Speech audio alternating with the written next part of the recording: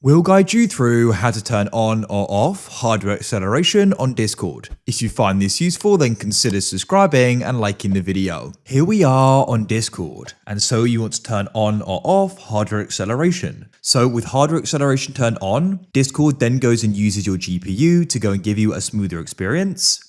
But you can sometimes go and run into glitch with this, and so you may have to go and turn it off. So we're going to guide you through how you can turn it on or off depending upon how you want it to be. Make sure it's a full guide, don't skip anything, as we're showing you how you can find it and then adjust the setting. So what you need to do is come to the bottom left of Discord and go and find the gear or cog icon which says user settings, just to the right of your name here. When this opens up, come over to the left and scroll down. You need to come into app settings and you need to go and find appearance. Then in here, come all the way down and find advanced at the bottom. You could also just scroll down to go and find it. And then here we have the setting. At the moment, it's enabled, so hardware acceleration is on, but we can go and turn it off if you wanted to. And you can press change and restart, and then it will.